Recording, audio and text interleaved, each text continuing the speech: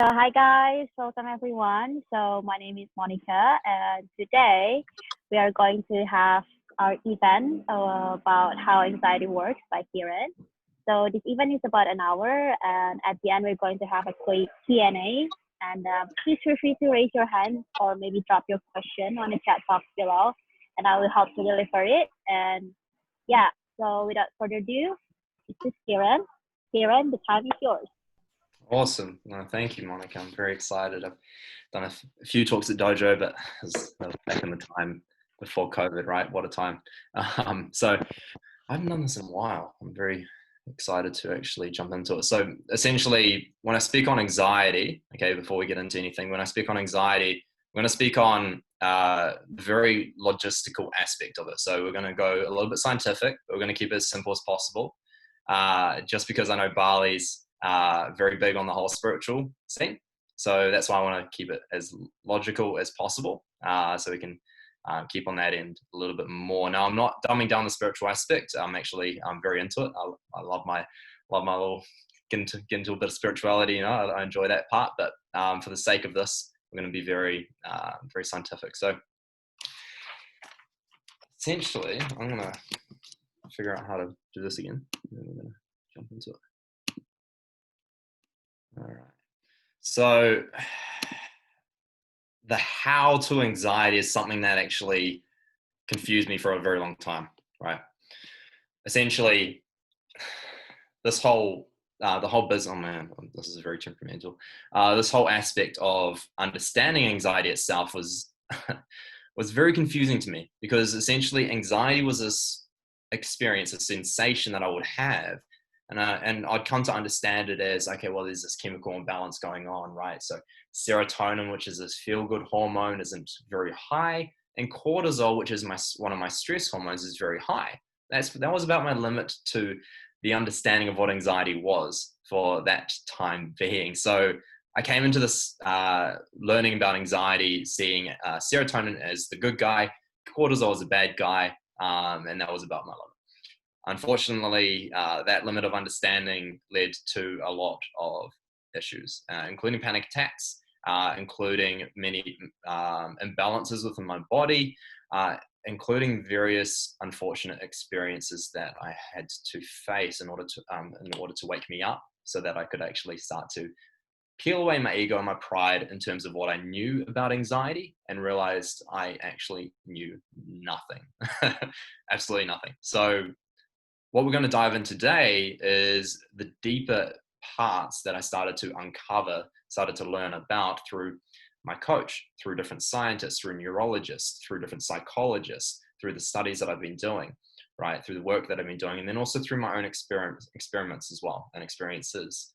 So essentially, the focus of this is, of course, to understand it and then decrease it, okay? Because anxiety is a very broad term. It's not just the chemical imbalance, right? It's not just the dubbed illness, right? It's the experience itself, right? So when I feel anxious, I might be worried about something. I might be confused about something.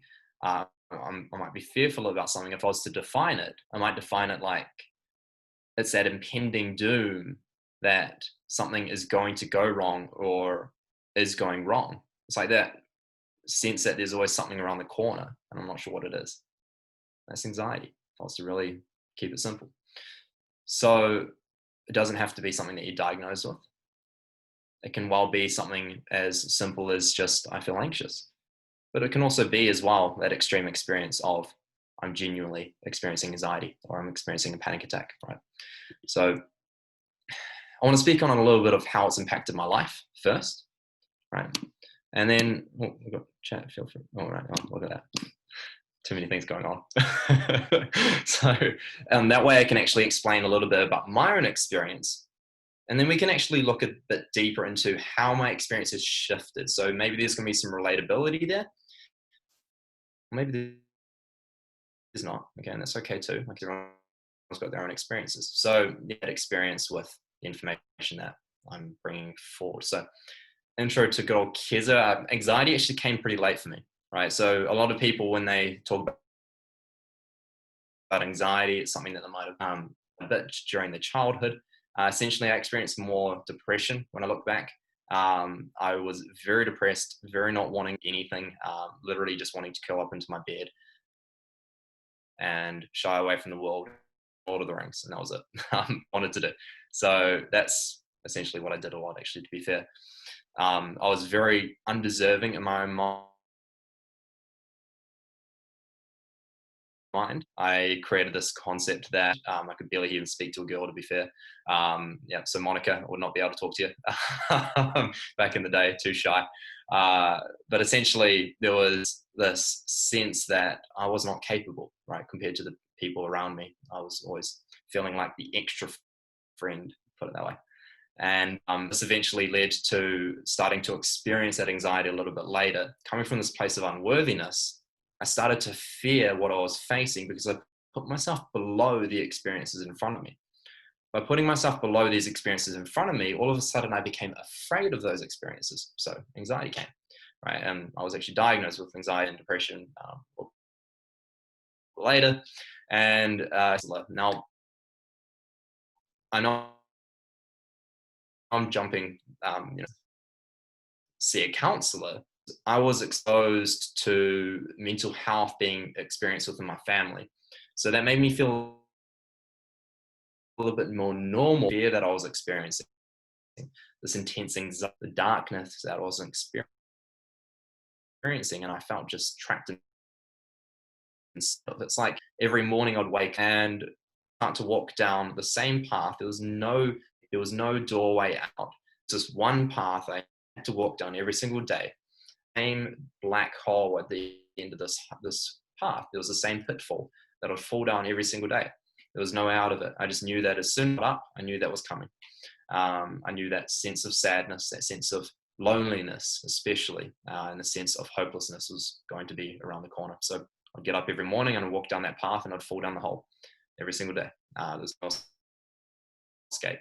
So when I learned that this was actually a little bit more common than just within my experience, that's when I started to think that I was actually allowed to get help, because I didn't think that anything wrong with me until I actually started to really own it. And when I did, thanks to actually my family starting to think a bit more about it, because it hadn't happened. I don't know what would have happened, quite honestly. I did have thoughts of taking my own life. And so I went to see a counselor, got help, started to understand it a bit. And essentially from there, although I understood what it was now, although it saved my life, it didn't heal it. It didn't change it. It didn't shift my actual experience of the sadness, of this anxiety. So I needed to change that. And how I went about that was not good, actually, to be fair. Initially, I stepped into a deep sense of ego, thinking that, because I started meditating, thinking that this meditation that I just started would cure me, thinking that that's all I needed, thinking that if I take St. John's wort, which is it's similar to an SSRI, which is a selective serotonin reuptake inhibitor. It's the kind of medication, like Xanax and stuff that you might get given by your doctor. So, except it's more natural, right? So gives off a similar experience within the brain, pumps a bunch of serotonin up in the system, brings down that cortisol. So pumps that feel-good hormone, brings down that stress hormone, right? So, which is good. But what happens is the body always tries to fight for homeostasis. So if I'm constantly giving myself medication in order to solve that issue, right? Then medication is meant as a platform. It's important. It's there for a reason. It should be used, but not as a solution, instead as a platform to heal. Right? And that's what I didn't understand. I thought, oh yeah, well, we'll take this St. John's wort and I'll meditate and I'll be good.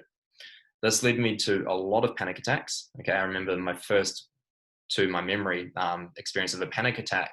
I was just sitting on a couch. I was in my apartment. My girlfriend at the time was cooking dinner, and I was just watching anime. I think it was. I don't know what I was watching, something like that. Probably anime. Probably Naruto as well. And I was just sitting there, and I just started panicking. I had no idea what it was. I was 19 or 20, must have been 20. And I had no idea what it was. I just started hyperventilating. I curled up into the fetal position. And my girlfriend at the time came over and asked me what was wrong. And I just kept repeating the same words. I don't know. I don't know. I don't know. That's all that could come up. I had no idea. No clue what was happening. I just couldn't escape this sadness, this overwhelming experience of anxiety.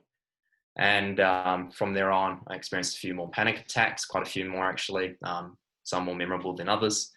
And I just remember times in a bar, times in at a beach, times in a mall, just walking down the mall with a friend, or some panic attack, right? So it was definitely a dreadful way to live. Now, I finally hit a point where I was sitting in my lounge at the time in my apartment, and I was looking into the corner of my room, and I had two thoughts. First thought was, even if I don't end up getting married, and even if I don't end up making the business that I want to build or having the impact that I want to make, even if nothing of what I want happens, all I want is peace. I'm so sick of feeling this way. I just want peace. That was the first thought. And the second thought I had was, I wouldn't even want my worst enemy to feel this way. It was just so painful. So from there, I stripped away my ego. I finally realized I had no idea what I was doing or what I was talking about when it came to anxiety. So I seeked help, but in a different way than before. Not in a form of counseling, because that honestly didn't really do much for me except for help me understand what it was. So I sought a psychologist, a holistic psychologist actually, and she dived deep into mindfulness for me. And this, quite frankly, completely shifted me out of this experience. So we're going to dive into how and exactly what that was, right? That's really where it started. That was over 2 years ago now, that experience. And from there, there's been a lot of research into the science behind mindfulness and as to what it does within the brain, what it does within the body. So there we go. Cool. Yeah. I feel like my dad using this. So what we'll cover, okay, is I'll just keep this nice and brief, but essentially the effects on clarity and productivity. So the tools that we're going to be diving into, the things that we're going to be diving into are going to have an impact on your clarity and productivity a lot, okay, in a beneficial way, of course. Okay, I'm not going to get rid of your clarity and productivity. That's not ideal. But since, especially because I'm speaking to dojo peeps, I really wanted to hone in on this. All right, it's specifically shown in various studies how you can literally decrease your stress hormone, you can increase overall clarity, you can even grow the prefrontal cortex of your brain, which is your logical thinking mind. Therefore, you're able to create a deeper sense of creativity. You're also able to actually last longer without burnout in terms of actually going into a logical thinking space. So there's a lot of benefits that can come from diving deeper into mindfulness, but there's a special way to dive deep into mindfulness. It's not something like you just sit down and start chanting Om under a tree. Okay, it's not really going to do much for you unless you actually know a little bit about why I might sit down and close my eyes. So I'll speak on that a little bit. Now, what causes it and what happens while we're anxious? So when we're experiencing that sense of worry, that stress, that overwhelm, we're going to speak about what happens, because by understanding that, I'm going to get a deeper understanding of how to shift it, right? Because the more I understand something, the more I can solve it, right? So the more I understand a maths problem on my page, the easier it's going to be to solve it, right? So essentially, that's why I want to speak a little bit about why it's happening and what's going on. So understanding about the brain and the body, and also how to shift that experience within the brain. Like I said, the brain is very, it's very interchangeable, the brain. It's very what we call plastic, right? So we'll speak on that. It's not actually plastic. We'll speak on that. It'll make sense soon. And also practical takeaways, because that's obviously very important. If you guys don't go away with anything practical, you guys are going to not like Kieran, okay? You're not going to like Kieran, this guy right here. You're not going to like him. So I'll make sure you guys get something practical to take away on this, okay? So what causes anxiety? It's a big question, right?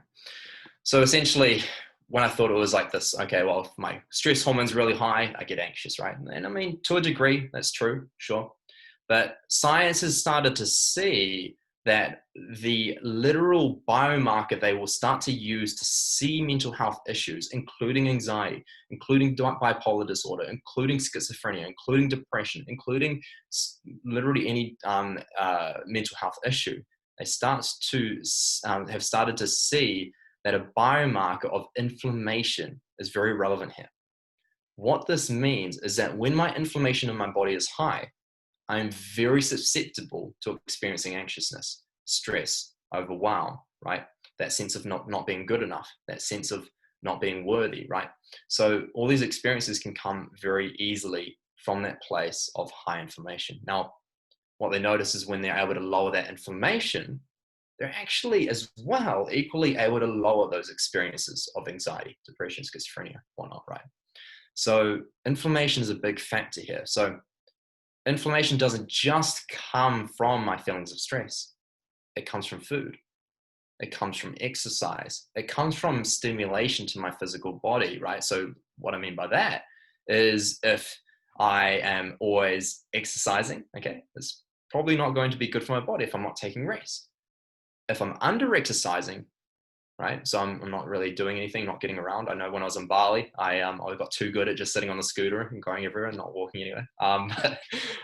Essentially, under exercising can also be detrimental, right? Because it's going to lead to stress on the body when I do want to go about my movement, because the body's not used to stepping into that. So food-wise, I won't touch on this too long because I want to get into the other stuff, but food can be a very big effect. And so what I started to notice is that when I decreased inflammatory foods, right, not only did my bloating go down, so I wasn't always feeling inflamed. I always felt bloated. And that was a bit of an issue. I used to be in the fitness industry. It didn't really help me there. When I started to cut down on inflammatory foods, I actually started to notice my experiences of anxiousness started to come down with it because I was less inflamed.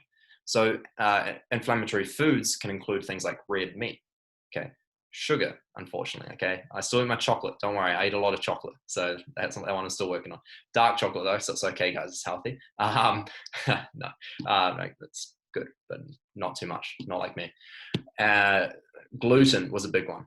Right, so I had to reduce gluten. In fact, I've pretty much cut it out almost completely. All right, this isn't ideal. Don't worry, you don't need to. When I go in for something, I go all in. But you don't really need to cut it completely. A little bit of gluten is absolutely fine, but a little bit too much, I don't want to get into the deep science of it. It can be very inflammatory. Dairy is another thing. So lactose products can be very inflammatory. One of the more inflammatory products you can have is dairy. So being sure that you don't consume too much dairy either. So go for that vegan gelato, guys, in Bali. That was definitely my favorite. So nutrition is a big factor, right? It also comes down to how my nervous system is, okay? So my nervous system can be broken down into two aspects, right? I've got my sympathetic nervous system, which is my fight or flight system, okay? And then I've got my parasympathetic system, which is my rest and digest. So that system that starts to activate when you sigh, like, that feeling of relief that you might get, that's the parasympathetic system activating. The sympathetic nervous system activating, that's like the tightness that you get in the gut, right? The clenching in the throat, right? The dizziness in the head, even the headache that you might have. That's the sympathetic nervous system. So when you're really focused on your work, right, and really tense, you're very sympathetically active, right? So when you're sympathetically active for too long, what happens is the stress in the system builds up. We decrease the amount of deep breaths that we create. So therefore, we decrease the amount of oxygen in our body. So a lack in oxygen and an increase in overall stress to the system is overall going to lead to this experience of anxiety, okay?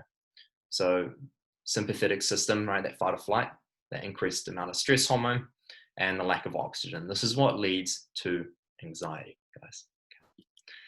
Now, I don't know if you guys can really see my entire screen because I know there's a video. I don't know. Anyway, I'm just going to continue. How anxiety happens, okay? So essentially, we've got a deeper understanding of what's going on.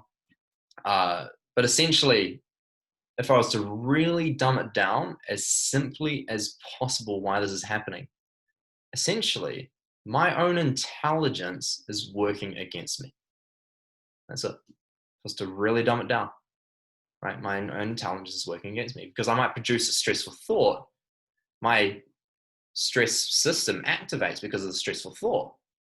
And it gets to a point where I might end up experiencing a breakdown, aka a panic attack, right? So the system gets so stressed that it can't handle it, so it starts to break down, right? It starts to try to find homeostasis, which means that it needs to start to slow things down or shut things down. Okay, it doesn't really shut things down fully, but essentially it starts to slow things down, leading to that sense of panic, that sense of a panic attack, right? Which I experience a lot. So when my mind is working against me, it's a bit of a problem, right? Because if you look at any animal that does not have the mind or consciousness of a human being, right? All it needs, right? I'm sure you've seen a dog. There's a lot of dogs in Bali, right? You give a dog a little bit of food, and they're the happiest thing you've ever seen, right? Why is that? Because their only problem is survival. Once survival is solved, they're as blissful as they can be. Once survival is solved, they're as blissful as they can be. Except we've been given this cerebral capability within our brain, meaning that we can be conscious, right? More deeply conscious, at least, which means that we start to see that, okay, well, when the stomach is empty, there's one problem, right? I'm hungry. I want freaking food, right? I want my chocolate, right? But when stomach is full, 100 problems. Have you noticed this? Right? When you're very hungry one day, all you can think about is food. The moment you've eaten, all of a sudden, all your problems come back to you. Why? Because the moment that survival is met for a human being, that's when life actually starts happening. It's like, oh crap, now I've got all my problems. When I'm hungry, I've just got one problem, food. Right? So essentially, survival is, of course, the main aspect of the brain. It's always seeking ways to survive. And then the moment that basic survival is met, it thinks that all these other aspects in my mind can lead to disaster, because they found that literally a single thought can lead to the same experience as if it was happening in reality. So what they found is that the same experience within my body, in terms of the stress hormone activating, in terms of the actual happenings in the brain, they've done this under brain scans, they noticed that it was a very similar experience when someone thought a stressful thought as when they experienced something very scary in front of them. Someone was holding a knife, they experienced a scary animal, right? They experienced a spider, whatever it was. When they actually physically experienced something, the same experience happened when they just thought about it. Exactly the same. The brain does not know the difference between reality and a thought. So this became very interesting when I started to dive into this, right? They even, if you look, you can literally look this up on YouTube as well. They've done the fake, I think it's called the fake hand hammer experience or something like that. But what they did is they got, this magician will like sit people down at his desk, and they'll get a participant to basically hide their arm behind this wall. They can't see their arm, but it's underneath this box essentially. There's also a fake hand right next to the real hand, right? And now what happens is, as if fake hand is sitting there, right? The real hand's sitting right, real hand's sitting right next to them, right? And then what the magician does is so the participant can only see the fake hand, they can't see the real hand. The magician starts to stroke the fingers of the participant, right? So they might stroke the index finger of the participant, and as they do, they also stroke the index finger of the fake hand. So the participant is seeing the index finger of the fake hand getting stroked, while the real hand behind the wall is actually getting stroked on the index finger too. So then they go along to the middle finger, right, the other fingers, and so forth. And what this does is, because the person is seeing this fake hand getting stroked while they're feeling the actual experience in their real hand, their brain starts to perceive this fake hand as real. This brain starts to perceive that this fake hand is actually their own hand, even though it's obviously not, right? Simply because their brain is seeing the experience, because apparently seeing is believing within a human being, right? So the moment that the guy gets out a hammer and smashes the fake hand, the same experience of pain, of stress, of fear happens within the participant. They genuinely experience the same thing as if it was their real hand. Really interesting, right? So even though it's their fake hand, just because they saw the fake hand, not their real hand, right? They started to have the same experience of pain, simply because the brain will always If we're very deeply associated with what we see in terms of being real, okay, the brain will always correlate that as the biggest thing in the world, right? So the moment I have this tiny little neuron firing in my brain that says, oh no, help me, okay, or you're not good enough, I believe it. So it's learning how to not believe that, learning how to create actual clarity and come to a deeper understanding of what actually is real and what is just simply a made up thought based on recycled data that I've gathered of my life, okay? So essentially, we want to speak a little bit about the brain as to what's going on in the brain when we start to experience anxiety. And there's three main areas where we'll start to see this, okay? And that's the hippocampus, the amygdala, and the prefrontal cortex. I'll explain what these are in a second, so don't freak out right now. Okay, don't. It's very simple. But essentially, these are the three main areas that you're going to start to see become very active during experiences of anxiety, okay? So just to really dumb it down, okay, the hippocampus is where we store a lot of memory, okay? We store our long-term memory in the hippocampus, okay? So for example, if I was told to sit down and shut up as a kid, okay, very basic, I might record that, okay? If I experienced a very traumatic event growing up, I'll record that. If I experience rejection, I'll record that. If I experience a business failure, I will record that, okay? All this stuff gets stored in the hippocampus. Various other areas in the brain, but hippocampus is the main one related to this experience that we're going to talk about. So this is a big area for the long-term memory. So what happens now is, because as you can see that red section on the brain, which is the amygdala, it reacts to stress and emotional arousal. Essentially fear, it's the biggest section for fear that we experience. So when I'm experiencing fear, this region in the brain is the most active, okay? Now, because past memory is so closely tied to fear, like it physically is right next to where we experience fear, what's gonna happen is when I have a triggered memory of being rejected, I have a triggered memory of failing in a business, I have a triggered memory of failing in a specific experience or not being good enough for a certain person, right? Whatever it is, right? And I get reminded of this, my amygdala becomes very active. That sense of fear builds up. And this speaks to my prefrontal cortex. The prefrontal cortex is the control center of the brain. So whenever you have like a bright idea and you logically think about something, that's your prefrontal cortex working. So when you look at the work that's in front of you and you're using your intellect, that's your prefrontal cortex working. When you're trying to solve a maths problem, when you're trying to think about something, that's your prefrontal cortex working. When you're trying to decide what to do with your day, that's your prefrontal cortex working, right? So your prefrontal cortex is the control center. It's deciding what you're going to do. So normally what happens is, especially in Western societies where everything's go, go, go, busy, busy, busy, we get taught to associate so strongly with our thoughts because we spend our entire time not actually coming to a deeper understanding of emotions, of what is actually happening within us. We're so focused on certain types of education that revolve around mathematics, different languages, science, that sort of stuff, which is all well and good, but we never really understand what's within us. We never really understand these experiences that are going on. So because the prefrontal cortex becomes so associated with thought being so important, okay, what happens is the amygdala starts to form a very strong relationship with this prefrontal cortex.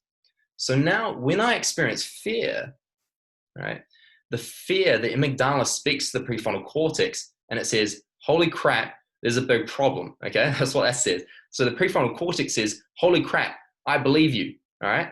And that's what's happening. That's when we start to experience a whole lot of anxiety in terms of, oh no, warning bells, everything's going wrong. When really, I might be completely fine. I could be sitting here, right here in this room, right? And I might not get a message back from the person I'm seeing. I might not get a response from a certain client, right? I might all of a sudden see a stock market issue, right? And I might react to that. So I'm actually physically okay. No one's actually standing here with a knife next to me. No one's actually holding a gun to my head. Yet I'm still experiencing that same feeling as if they were. Why? Because I believe that fear to be true, that, oh no, something's happening in the stock market, therefore, right, I'm going to lose all my money. Oh no, this person hasn't responded to me via message. Therefore, they don't like me, right? Oh no, something happened at work. Therefore, I'm probably going to be fired, right? So the prefrontal cortex comes through all these assumptions simply because the amygdala is in fear. That becomes an issue.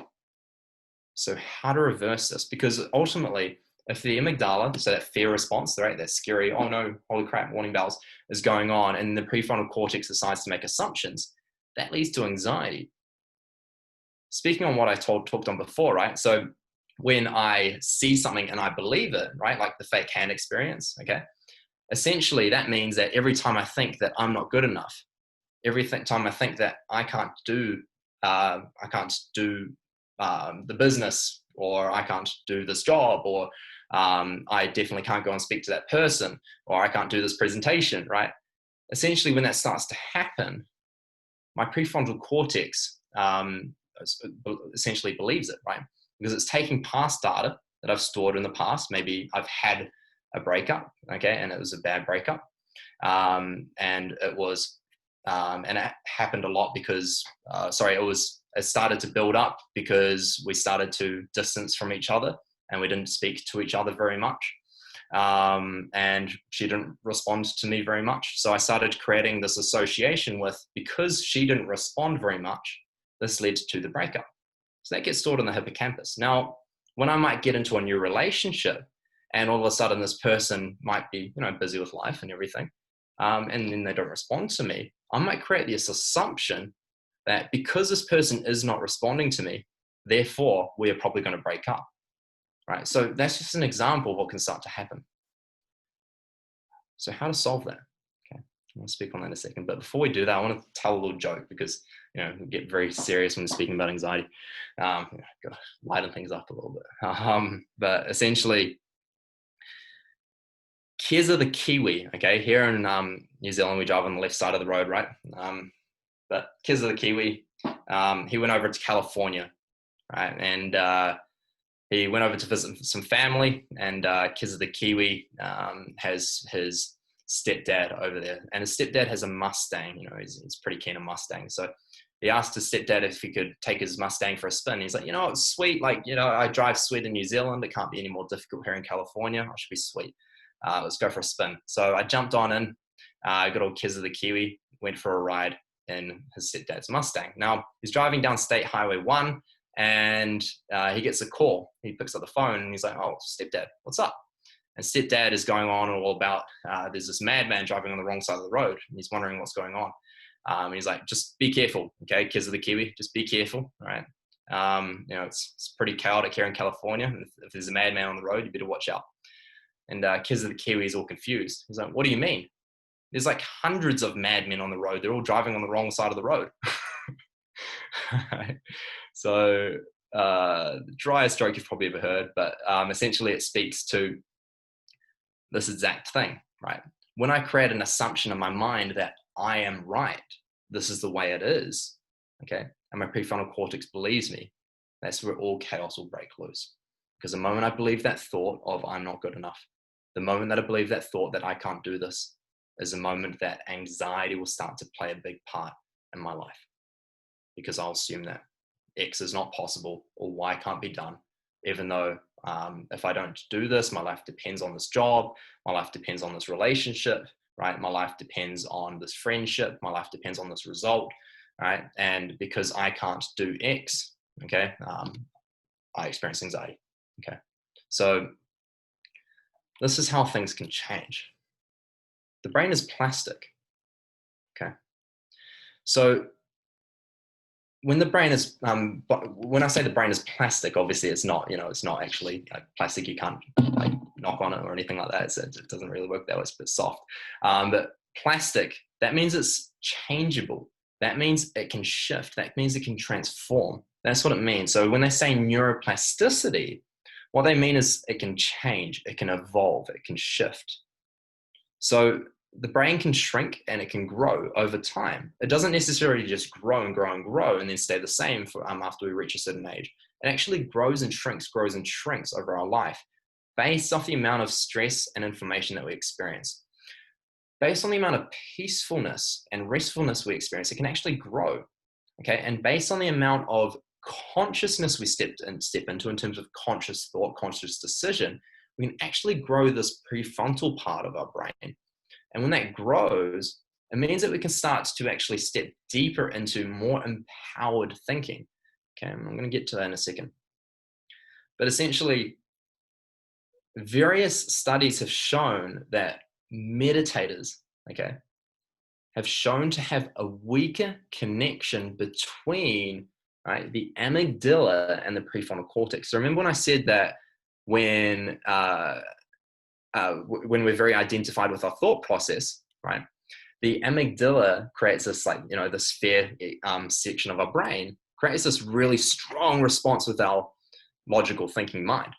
And when that happens, right, that means every single fear I experience is real, okay, even though it's just created from the data that's in my mind, and that's it, right?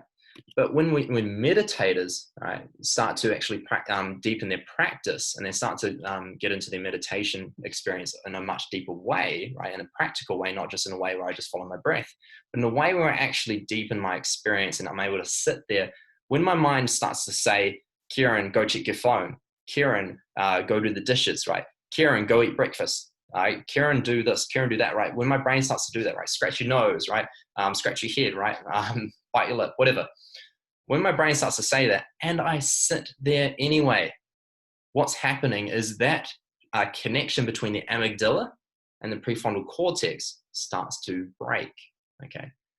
So over time, the more I start to do this, the more I can actually learn to sit there instead of reacting to my impulses that I'm experiencing. And I can just sit there in silence anyway. If I can just do that for 5 minutes in the morning and 5 minutes in the evening, and if you guys know of a man called Dr. Joe Dispenza, okay, he speaks really strongly on literally just stillness, practicing stillness first thing in the morning and last thing in the evening.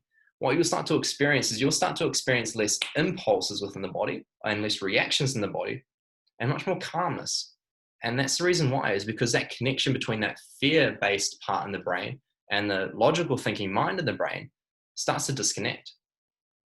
And when that starts to disconnect, right, all of a sudden when a fear happens in the body, my logical mind can be like, oh, that's just made up experience. This actually has no relation to the experience that I'm about to step into, right? That presentation that I screwed up last time has actually zero relation to this presentation. But if I'm strongly associated with my amygdala, with that fear-based part in the brain, it will absolutely have a big part to play, which means that I might stuff up more. I'm more likely to stuff up because I'm strongly associated with a past experience. But through meditation, okay, not only do I create that space between that amygdala, that fear-based part of my brain and my logical thinking mind, but I also grow my prefrontal cortex, which means that I get a stronger piece of meat up here, okay?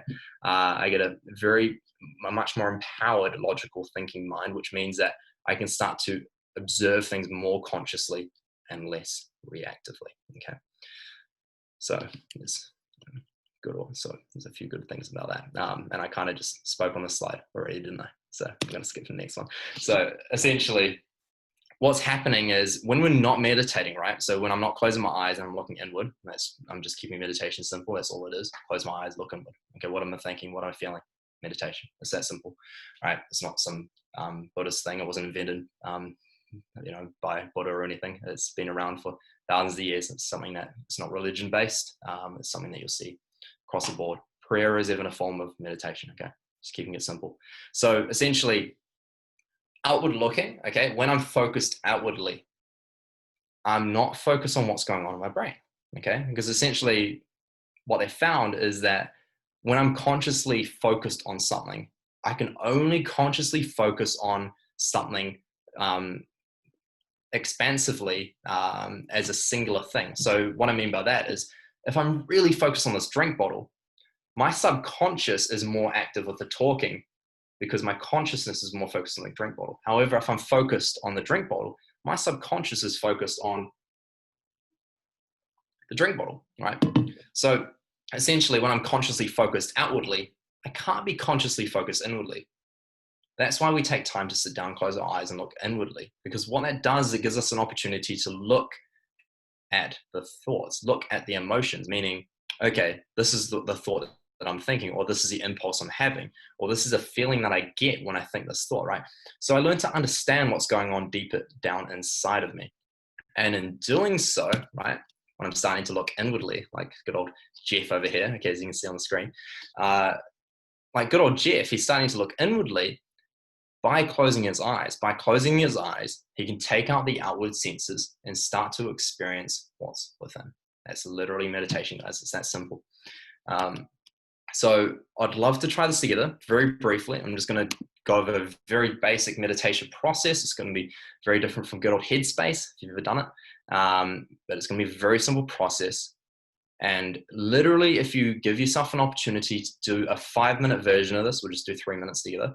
Okay, but a 5-minute version of this first thing in the morning and a 5-minute version of this last thing before you go to sleep, you will notice a big shift in your experience of fear. You will notice a big shift in your impulses. You will notice a big shift in your ability to think logically without distraction. And also you're going to notice a big decrease in that anxious experience, okay? Because you've taken deeper control of your mind rather than your mind taking deeper control of you. Okay. So all I want you to do, very simply, I just want you to close your eyes. Okay. If you're listening to this while you're driving, please don't do that. Just close your eyes. And what I want you to do is I want you to deeply inhale through your nose and then deeply exhale through the mouth. And I want you to repeat that just 2 more times.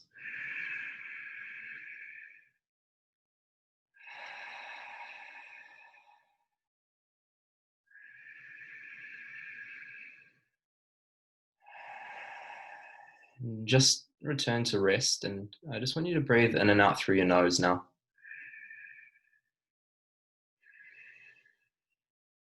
And I want you to just pay attention to the mind. The mind was probably going to race. It's probably going to say, open your eyes.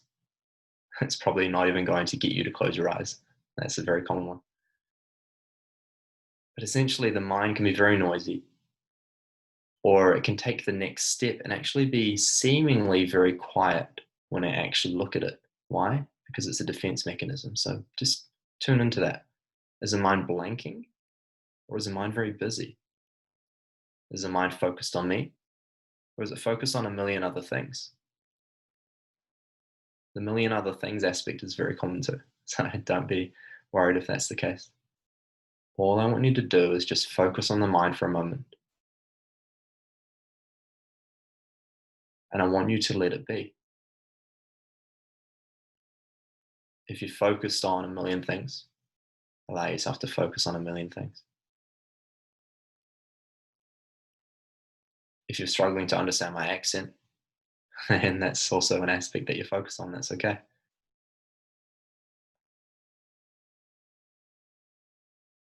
If you're thinking about nothing, then that's okay too. The concept of this, the idea of this, is just simply letting it be, not judging, and letting it to accept it.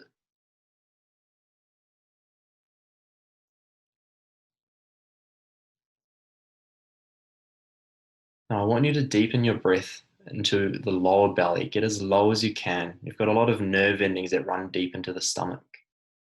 And by breathing deeply into this region of the belly, you can actually allow the system to start to relax more.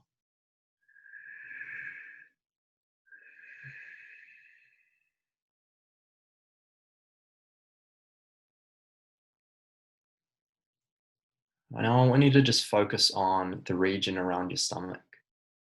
If you really focus there, you might start to notice emotions.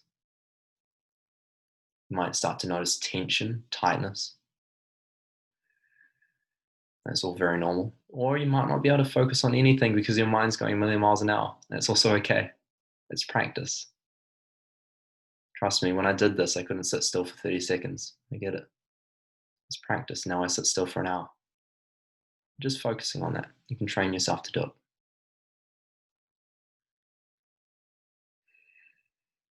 If you notice any emotions, or if you notice how you feel, see if you can let that be. See if you can fully accept that, just as it is.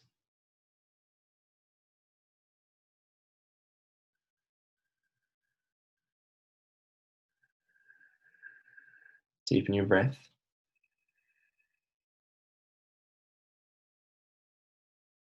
And I'm going to tell you a very dry joke. What did the Buddhist monk say when he didn't know the answer to a question? I told you it was dry. That essentially all this meditation is looking inwardly, noticing your thoughts, noticing your emotions, and being light. That's it. It's that simple. You can open your eyes. Okay. It's literally that simple.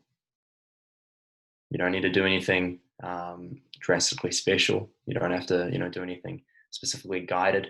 Right? Silence is actually the best way to do this, because being able to sit in silence by decreasing the amount of stimulus I have around me, right, in terms of voiceovers, in terms of music, in terms of things I'm looking at. If I start to take away those senses, that's why float tanks can be very powerful. And a lot of the top sports athletes in the world actually use them, because it allows us to cut off our senses, look inwardly as possible, and start to become more conscious of what's going on. All right, so if you can learn to really sit in silence for just literally 5 mere minutes in the morning, 5 mere minutes in the evening, just focus on what's in my mind, how am I feeling, and just fully accepting it as it is, you'll start to notice a deeper sense of self-compassion for one, but a deeper sense of consciousness, an ability to respond to situations rather than react to them, to respond to what's in the mind rather than then react to it, right, as if it's some scary thing. You start to be able to see things more clearly. And ultimately, you become more productive as well, because you'll be less in a reactive space. So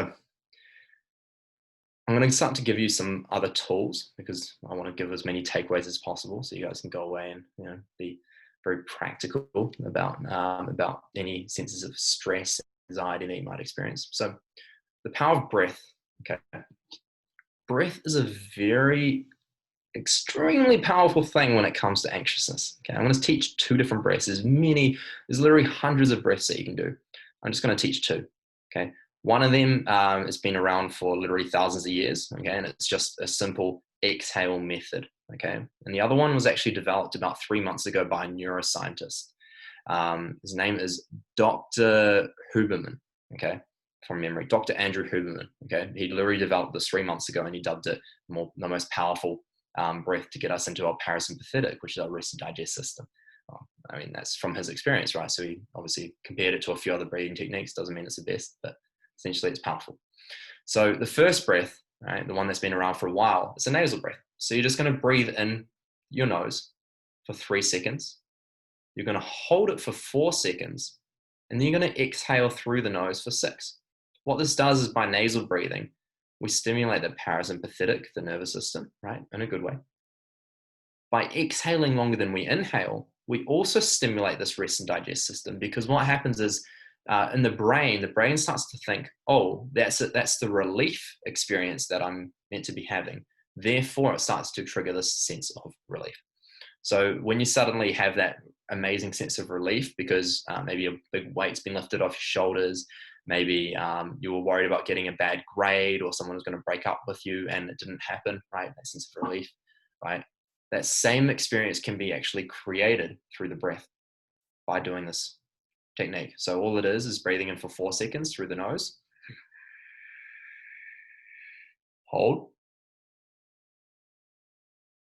and exhale. That's it. Okay, so breathing in for 4, holding for 5, and exhaling for 6. I did say breathing for 3. I actually meant to say 4. It's pretty late here. I'm tired. But essentially, breathe in for 4, hold for 5, exhale for 6. It's that simple, guys. Okay, if you do that a minimum of 8 times, it's shown that done some studies on this type of breath. It's shown that you'll actually start to stimulate that parasympathetic, that rest and digest system quite a lot. Okay, and that's when it really starts to shift into that parasympathetic, into that rest and digest system.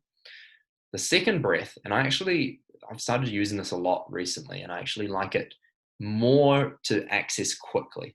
So when I'm in a rush, okay, because I've got a lot going on all at once, and I don't have time to take out, even a minute, right? Because there might be a lot of things in front of me. But essentially, it's a very powerful breath to get me into that state quickly. But that first breath, that 4, 5, 6 breath, gets me into a deeper state. Okay, so that breath is for if I've got a few minutes to take out. I really want to focus on that breath, spend a couple of minutes on it. But this is a breath that you can just use when you're going about your day. And it's a 2 in, 1 out breath. Okay, this is one that was developed by Dr. Andrew Huberman. And all it is you breathe in twice through your nose and you exhale once through your mouth. So it's the same level of timing. So when I breathe in twice through the nose, say that takes me 4 seconds, I also exhale through the mouth for 4 seconds. So it's just going to be like this. I breathe into my lower belly twice.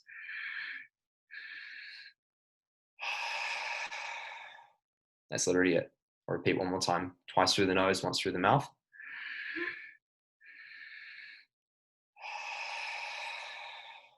And that's it. And if you practice that, literally only 3 rounds of that, you'll start to notice a very quick shift. So maybe you're working at dojo. Maybe you're hard at work during a meeting. Okay, maybe you're even doing a presentation and you've taken the time to meditate with people, like I just did, which literally will never happen, but you never know, right? And practicing that breath. Okay, I literally will use it in the middle of a conversation. Not even kidding you. Like I'll be on a client call and I'll be utilizing it. It's a very powerful form to get me back into a more responsive state and a less reactive state without needing to take away from what I'm doing. And it can very effectively shift me from that experience of, oh no, what's going on, to, oh, I'm okay. It's very practical, very, very powerful. Now, breath can be very, very effective in terms of how it can actually shift my thought patterns, right? I'm just going to check time quickly because I believe, yeah, so I won't go for any longer than another 10 minutes. But essentially, the breath can change thought patterns very effectively. Why? Because when I'm in a reactive state, okay, what's happening is I'm recycling old thought. I'm not able to step into new thought. When this is happening, I can no longer actually step out of my current pattern. So if my current pattern is, oh no, I'm not good enough, oh no, I can't do this, and I'm reacting to it because I'm in that sympathetic state, that fight or flight state, I can't get out of it. But if I'm able to calm myself down through my breath and I enter that parasympathetic state, that rest and digest state, all of a sudden my brain stops being so sporadic and I can choose a new path. So it's literally the simple. Next time I feel reactive, okay, next time you feel reactive, next time you feel fearful, next time you feel anxious, worried, stressed, whatever it is, next time you experience that, give yourself an opportunity to practice one of those 2 breaths, and you'll find that you'll be more capable of choosing a new path. More capable. It doesn't mean you automatically will. It takes, obviously, decisiveness, discernment, and action. However, you're more likely to, right? It might be something as simple as just simply taking that breath. That's actually a new action as well. Because by taking that breath, you're choosing calmness over reaction. You're choosing responsiveness over being stuck in that same pattern. By doing so, you're creating new patterns in the brain that says, when this happens, I'm actually capable of finding a sense of safety within. That will give you a deeper sense of self-trust and a deeper sense of self-stability. Okay, which means that you'll be less likely to be fearful of whatever situation that was in the future. Okay, so it's very powerful for changing thought patterns just by simply using the breath. So, power of celebration and dopamine, right? So this has been studied a lot, right? And you can use celebration in a very simple way to actually decrease the amount of anxiety you feel and increase the amount of productivity you experience. So if I'm going about my work day and, I might get to the end of the day and I get to the end of the day and I'm already thinking about tomorrow, okay? That's not celebration, right? That's just simply getting on with my own day, getting on with my own stuff. And then all of a sudden I might get to the weekend, I feel burnt out, I feel tired, I feel unmotivated. Why is this happening? There's a simple reason. Because the dopamine circuit isn't active when I'm working. So when my dopamine circuit isn't active with something, what happens is that same circuitry creates a punishment system. Okay. So when dopamine would normally fire where it should fire, if it's not firing, I'm creating a negative experience with what's in front of me. So for example, if I'm not celebrating my accomplishments with work, if I'm not celebrating my conscious awareness that I'm creating, if I'm not celebrating the fact that I created new decisions where I would normally experience reactiveness, if I'm not celebrating the fact that I chose to breathe deeply when I'd normally experience anxiousness, the brain won't do that in the future. Why? Because it's creating a negative connotation with that. So you can easily shift that by creating some natural high, creating a natural dopamine hit. Okay, this is practice over time, just like anything else. It doesn't mean that you're going to automatically be, on top of the world after a couple of days. But it does mean that over time, that's why people practice gratitude, right? Because gratitude fires that dopamine circuitry. When that dopamine circuitry fires, right, we're creating a better a better experience of life, because now my brain says, oh, life is good, cool, I'm firing dopamine. Okay, that's essentially what's happening. But if I could create this dopamine circuitry to fire more proficiently throughout the day, not just when I practice gratitude, that's actually going to come by celebrating my day. And that's something as simple as when I might finish a difficult paragraph on my blog. Might be as simple as I had a moderately difficult conversation with someone. It might be something as simple as I drank more water today. Okay. Might be something as simple as I ate one piece less of chocolate, which is definitely a big accomplishment for me. Okay.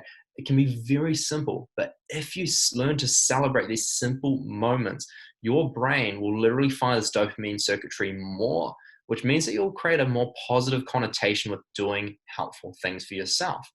When you do that, all of a sudden your brain starts to go to work to actually start to organically, subconsciously do this more often.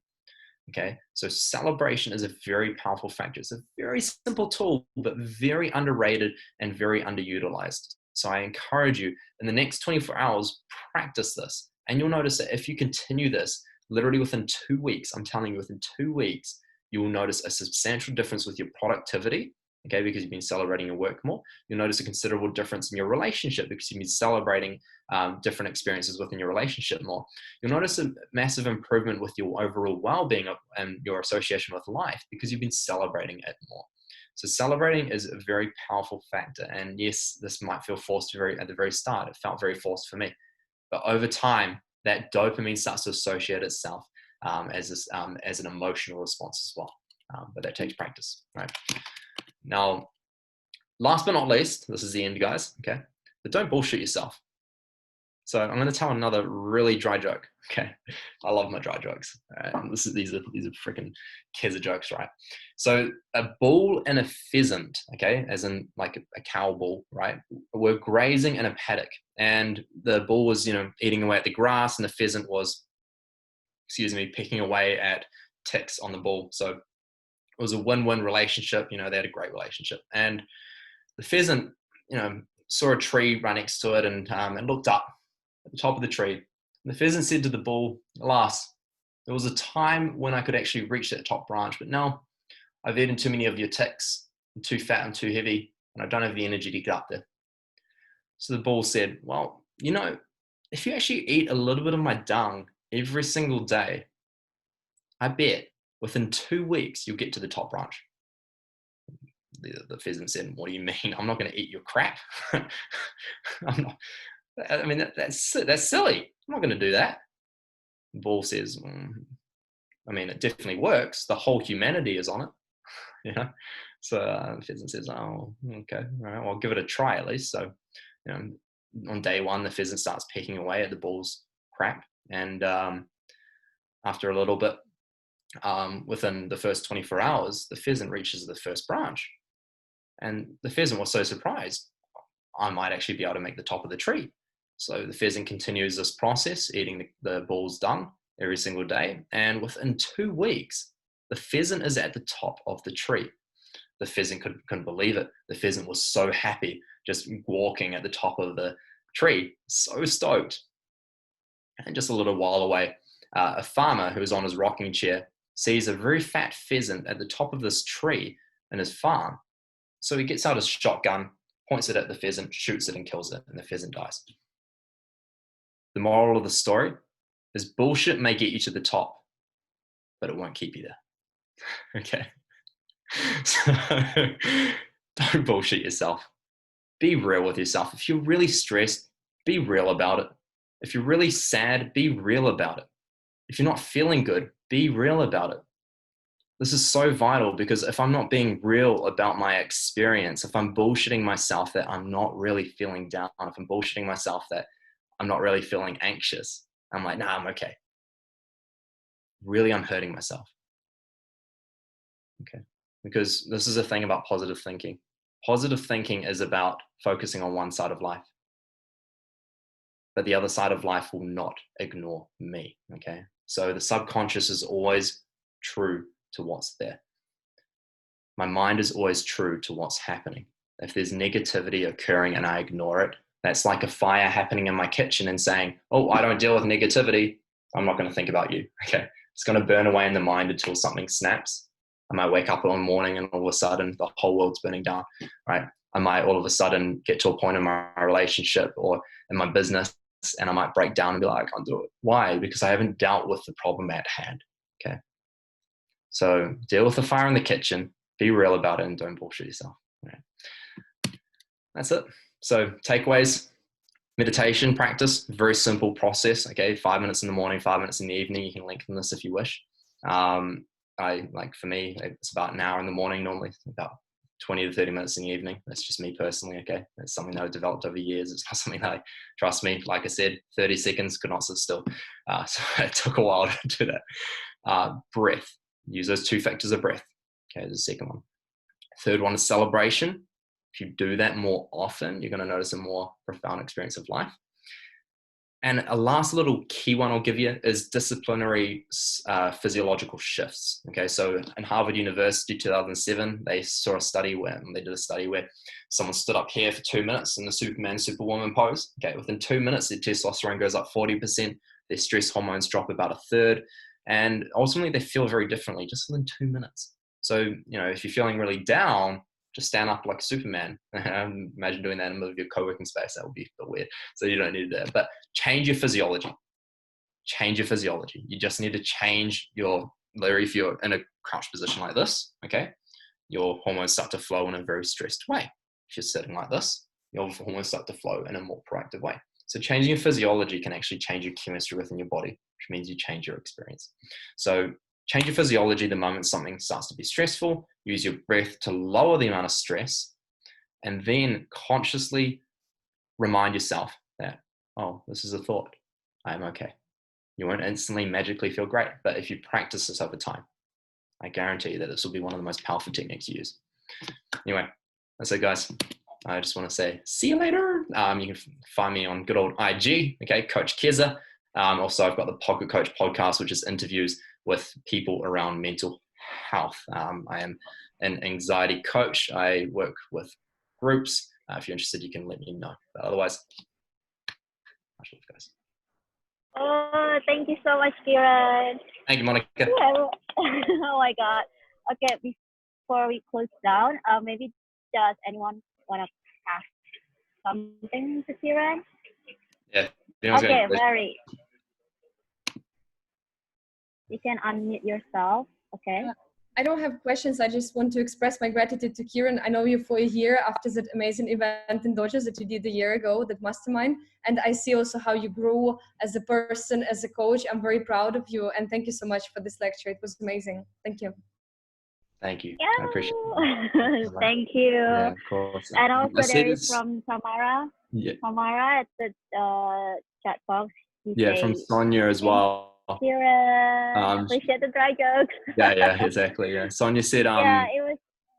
Is it possible to share an incident that may have triggered the depression, anxiety initially? So, when on reflection, that's the interesting thing. I don't see a specific incident. I see a collection of incidents. So a collection of incidents meaning that as a child, right, you know, in the first 6 years of life, our brain is in a very theta brain state. So in a theta brain state, it becomes almost like a sponge, right? We observe things and we take it in. So it's not about what our parents tell us, like do this, don't do this. It's not that we take in. We take in a little bit of that. It's more, what do we see our parents doing? So we're very observative creatures, especially when we're young, right? So if I observe my my dad being very reserved, right, I might be very reserved when I grow up. If I observe my mother being very reactive, I might be very reactive when I grow up. But if I see them being very loving, right, I might take that as, oh, that's the way it's meant to be, right? So I become very loving, right? So that's just a very common thing to occur when growing up. So when I reflect, I do see a lot of reactiveness. I see a lot of seclusiveness, right? And I definitely adopted a lot of those habits. So that's a quick, brief answer, I suppose. There's definitely obviously other aspects, but yeah. So thank you, everyone. If any other questions, honestly, feel free. You can message me on good old Instagram. I'm starting my my next group coaching in a month's time. So if you're interested in working, let me know. Otherwise, much love, guys. Thank you, Monica, once again. It's been fantastic. Right. Thank you so much, Kieran. All right, I think that's the end of today's event. I really thank you, everyone that want to come for join today's talk. And so, yeah, feel free to reach out for Kieran, especially if you guys want to reach out for like advice, you know, you need like someone you want to confide about something, please feel free to reach out for him. And thank you so much, Kieran. Hopefully to see you soon in Bali and Tokyo again. Yeah. All right. Back. All right. Bye.